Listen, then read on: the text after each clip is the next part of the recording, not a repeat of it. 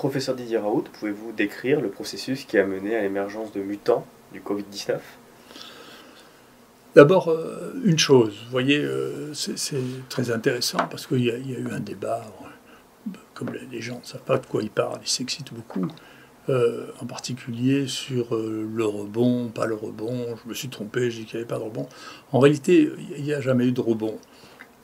Il y a eu, on le voit très bien sur nos données ici, vous voyez, une première épidémie qui s'est terminée, vraiment, elle s'est terminée. Et puis, il se passe là maintenant une deuxième épidémie avec des hauts et des bas qui correspondent à des mutants différents. Et vous voyez ici, c'est les mutants de la première épidémie et ça, c'est les autres mutants. C'est pas la même maladie. Alors, je sais que les gens qui sont ignorants ou les gens qui ont une vision des virus qui est fausse ne se rendent pas bien compte que les virus sont des êtres vivants. Ils sont des êtres vivants et qui mutent.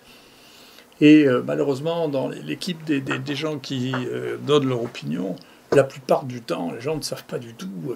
Non seulement ne savent pas du tout, mais pendant à peu près 25 ans de ma vie, je me suis disputé avec les gens qui ne savaient pas ce qu'étaient les séquences des virus, en particulier tous les gens, les ex de l'ANRS, qui à chaque étape mettaient des obstacles à ce que l'on fasse nous-mêmes les séquences, parce que c'est si vous faites vous-même les séquences que vous voyez que il n'y a pas une séquence de virus. Quand on vous donne une séquence de virus, en réalité, ce qu'on vous donne, c'est une séquence que nous, on appelle démocratique.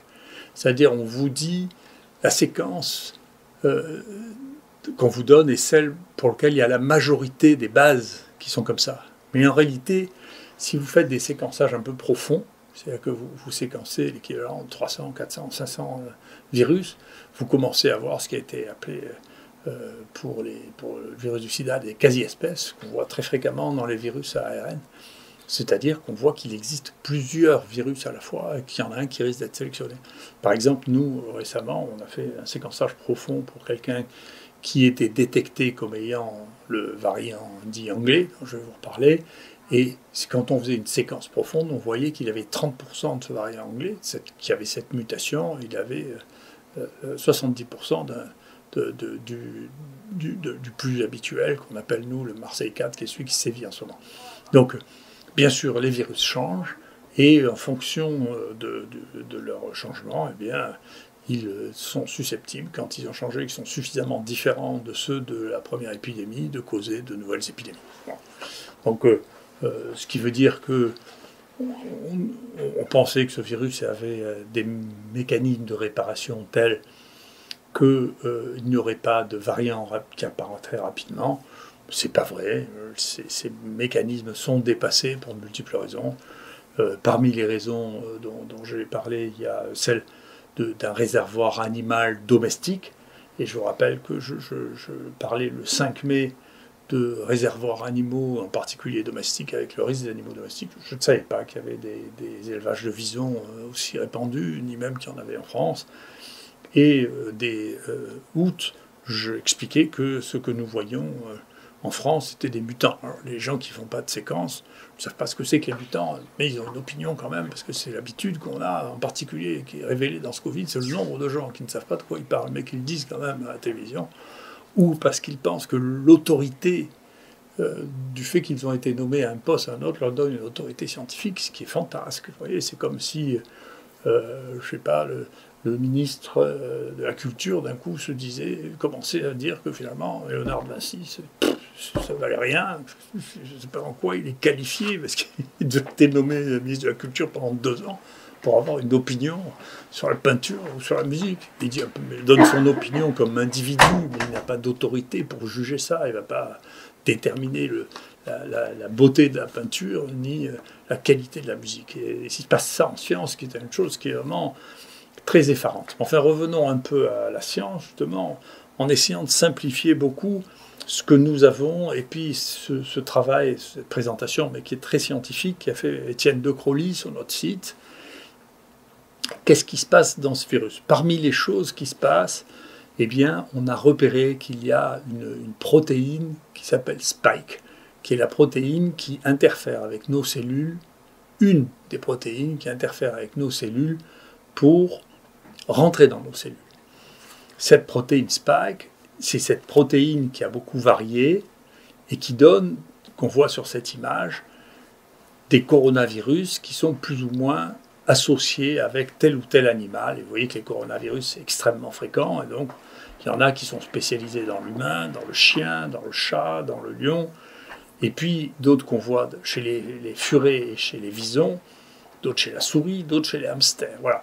Et celui que nous, on voit actuellement se diffuser d'une manière très très importante, qui cause presque tous les cas français, c'est l'un dont personne ne parle, parce que il faut reconnaître que les gens, ici, n'ayant pas la culture du tout de la variation des virus, ont attendu que les Anglais disent qu'ils avaient un variant pour découvrir qu'il y avait des variants.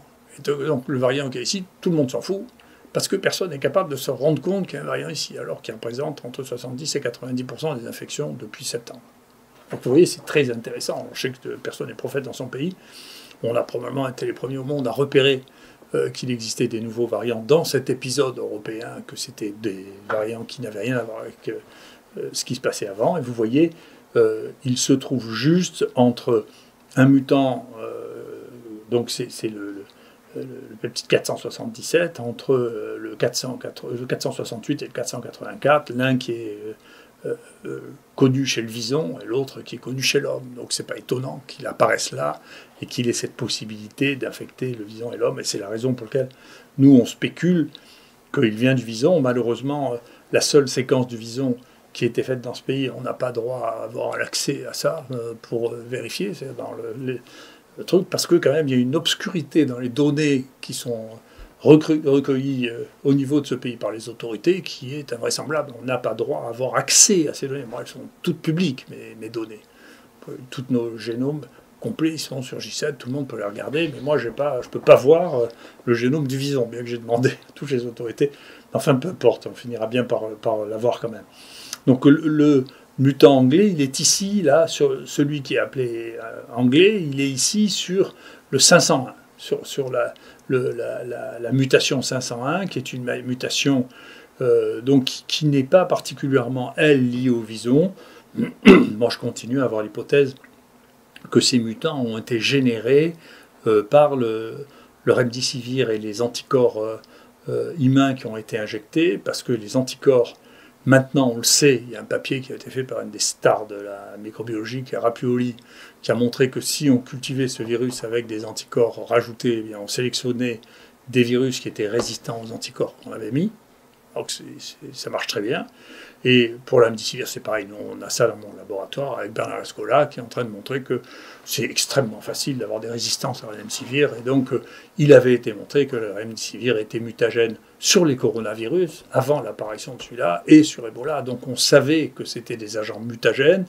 Et donc, il y a une publication que je rappelle, qui est dans le New England Journal of Medicine, où on montre, bien que ce soit le New England Journal of Medicine qui a passé son temps à faire la publicité pour la remdesivir, on montre que chez un patient qui a eu 4 fois des traitements par le remdesivir parce qu'il était un porteur chronique, il n'a jamais été guéri, ça ne marche pas, et que deuxièmement, on était arrivé à avoir des séquences et des variants considérables sous l'influence du remdesivir, donc qui ne marche pas, et qui a aidé, probablement avec l'aide des anticorps qui ont été donnés, à sélectionner des mutants dont le devenir est imprévisible. Les mutants, vous ne pouvez pas savoir à l'avance s'ils vont être dangereux, pas dangereux, contagieux, pas contagieux. Mais en tout cas, c'est une source importante. Et donc, j'ai résumé ça sur ce deuxième tableau qui est peut-être plus simple. Vous voyez, la 477, qui est celui qui circule actuellement, se trouve dans un site dans lequel les mutations sont associées à des pathogènes humains et à des pathogènes de vison, ce qui me laisse penser que ça vient du vison. Le 501 est ici, c'est pas un vison, c'est une souris qui est ici, à côté.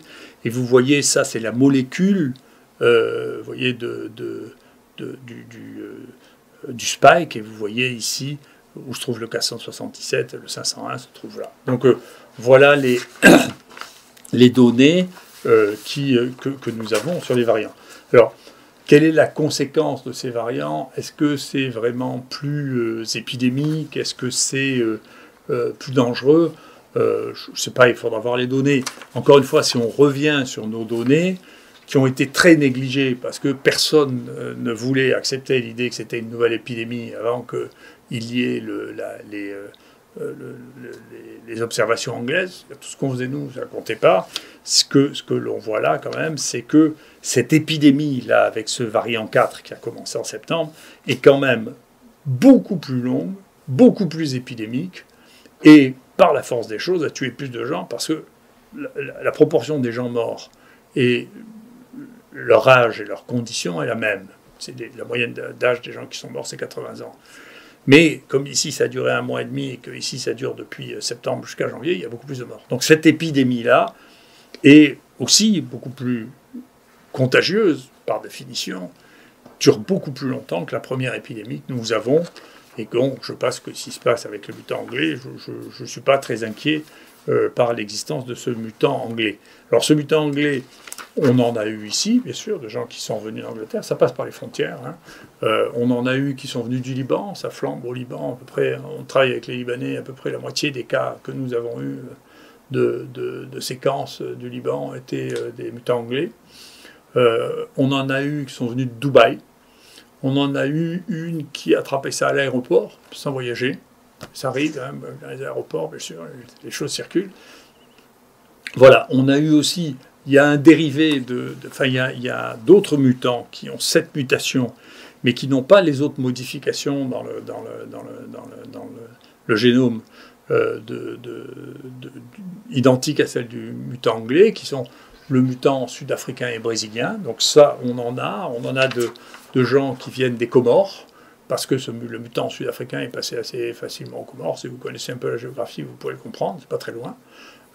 Et puis on a encore d'autres mutants nouveaux qui ont cette mutation et qui n'ont ni le génome des Brésiliens et des Sud-Africains, ni celui des Anglais, qui sont encore d'autres nouveaux. Ceux-là, on ne sait pas ce qu'ils deviendront. Donc ce qu'on voit, c'est que c'est un virus qui mute et que donc on verra plusieurs mutations et que la vie avec ce virus, on ne sait pas combien de temps ça va durer. Donc il va falloir peut-être à cette occasion reprendre des leçons de base pour comprendre comment les choses se passent et les gérer en prenant compte de la leçon de la dernière année. Est-ce que ces mutations peuvent avoir des conséquences quant à l'efficacité des vaccins? C'est une très bonne question, et ça va dépendre de quel vaccin nous parlons. Il y a dans la science occidentale une dérive réductionniste qui est dangereuse. C'est-à-dire de dire, écoutez, voilà, puisqu'on sait, qu'on croit savoir, en réalité, que c'est la protéine spike qui est essentielle, qu'il n'y a qu'elle, on fait des vaccins avec la protéine spike. Et donc ça veut dire que c'est comme si vous jouiez à la roulette et que vous mettiez le paquet sur un numéro. La chance que ça marche, alors si ça marche tant mieux, vous gagnez le bingo, c'est ce qui s'est passé, hein, il a gagné beaucoup là. Mais la chance que ça ne marche pas est plus grande que si vous jouez rouge et noir, vous voyez, ou si vous jouez petit-grand, ou pair-impair, je ne sais pas très bien, je ne suis pas un spécialiste de la roulette. Et donc c'est plus dangereux de tout baser sur Spike que, et d'ailleurs je m'excuse, les Chinois qui sont plus malins que nous, ils n'ont pas du tout fait ça comme vaccin, ils ont fait un vaccin qui sont des virus inactivés dans lequel il y a le virus entier. Donc si le spike ne marche pas, on peut espérer que la protection qui serait donnée par les autres protéines, les protéines qui répondent comme ça, on appelle ça les épitopes, permettrait d'avoir une protection relative. Est-ce que si vous misez tout sur le spike, si le spike change, alors vous avez tout perdu. Est-ce que si vous avez toutes les protéines, peut-être que vous êtes moins spécifique, mais vous ne perdez pas tout s'il y a une protéine qui change. Alors, est-ce que ça va changer quelque chose? C'est compliqué. Vous voyez, sur cette image, on voit les protéines, les épitopes, dont on sait qu'ils sont des cibles des anticorps. Donc, si on met des anticorps pour neutraliser, eh bien, voilà ce que sont les cibles. Et donc, vous voyez que ce n'est pas par hasard qu'on retrouve la 477, qui est celle que nous, on a appelée Marseille 4, qu'on a découvert en premier. Hein. Vous avez la 501, d'accord, qui sont deux cibles de la réponse aux anticorps. Donc ça veut dire que si vous changez cette cible-là, vous risquez d'avoir les anticorps qui marchaient, qui ne vont plus marcher. Et peut-être pour celle-là aussi. Alors, ça a été vérifié sur ce travail. C'est toujours des travaux qui ont été présentés par Étienne de Crowley. Eh bien, qu'est-ce qui se passe? Eh bien, si vous mettez effectivement la 501, ce qui se passe, si vous changez la 501, ce qui se passe, c'est les anticorps qui ont été générés par des patients vaccinés ne marchent plus. Donc ça veut dire que la possibilité, si l'immunité donnée par la vaccination est seulement une immunité donnée par les anticorps, ça ne marchera pas. Et donc si vous faites des transfusions de plasma avec la première épidémie et que vous avez un mutant anglais, ça ne marchera pas. Si on peut extrapoler à partir des données scientifiques à ce que nous voyons, mais c'est plausible en tout cas. Voilà, donc ça pose une question, et donc ça permet de revenir, ça comprend, ça explique une espèce d'affolement récurrent qu'on voit chez les gens qui se trouvent à prendre des décisions actuellement qui doivent être plus calmes. C'est qu'il n'y avait pas de baguette magique avec le remdesivir qui a probablement aggravé le problème épidémique. En tout cas, c'est mon interprétation. J'espère qu'on ne va plus en prescrire. Enfin, il faut arrêter. Ça ne marche pas.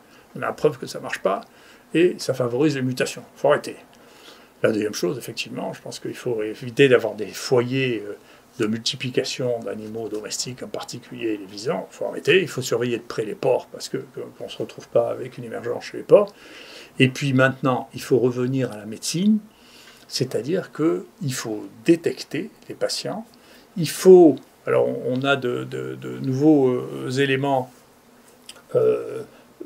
pour éventuellement les surveiller. Alors, c'est pas autorisé comme matériel médical, mais vous voyez, c'est des montres chinoises. Celle-là, je l'ai payée 35 €. Et cette montre chinoise, elle vous donne le pouls, la température, la saturation d'oxygène, la fréquence respiratoire.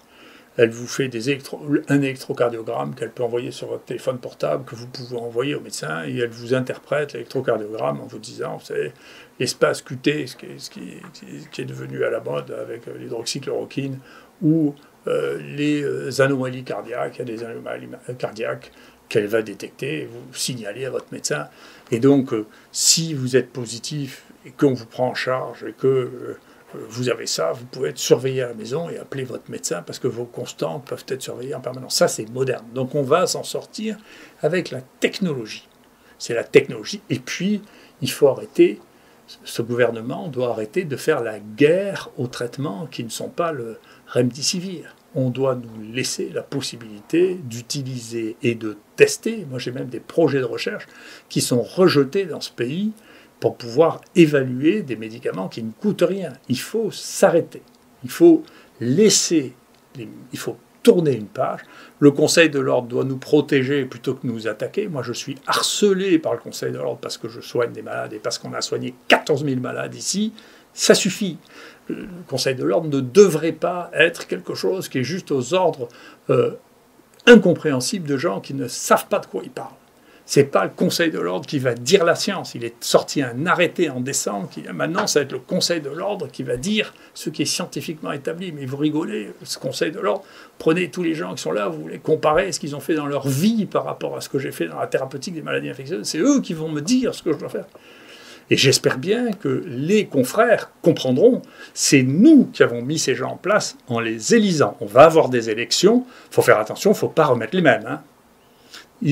L'analyse qui a été faite par la Cour des comptes du Conseil de l'ordre est une analyse qui est terrifiante. Le gouvernement aurait dû prendre des mesures radicales pour remettre ça dans l'ordre. Et ensuite, la fonction du Conseil de l'ordre, c'est de régler les différends déontologiques entre les confrères et entre les patients et les médecins. Ça n'est pas de faire régner un ordre ponctuel fait par un ministre de passage, parce que les ministres de la Santé, ça dure 2 ans et demi. Ça n'a pas une connaissance intrinsèque de la vie ni de la science, il faut être modeste. D'accord ? Et donc j'espère bien que ça s'arrêtera et qu'on pourra revenir à un monde normal dans lequel, face à une maladie, on va voir son médecin. Les médecins doivent recevoir les malades en prenant les précautions pour ne pas être malades. Et le gouvernement doit leur fournir les masques nécessaires pour pouvoir le faire. Et deuxièmement, ils doivent prendre en charge les gens, les examiner, regarder s'ils ont des facteurs de risque et les prendre en charge. Voilà. Et donc, il faut revenir à la médecine qui semble avoir été oubliée dans l'affolement. Et quant au risque et à la mortalité, écoutez, on verra, je vous en reparlerai, mais globalement, nous, les gens qui meurent ont en moyenne 80 ans, ce qui ne devrait pas changer d'une manière radicale l'espérance de vie qui est déjà de 80 ans. Donc on ne voit pas très bien comment ça changerait l'espérance de vie qui est de 80 ans si les gens qui ont 80 ans meurent. Bien sûr, si on peut prolonger leur vie, et c'est ce qu'on fait avec des moyens techniques aussi, l'Optiflow qui nous permet d'oxygéner les gens sans les envoyer en réanimation. Tout ça, il faut nous servir de la technologie actuelle et de tous les moyens qui sont à notre disposition pour soigner les gens.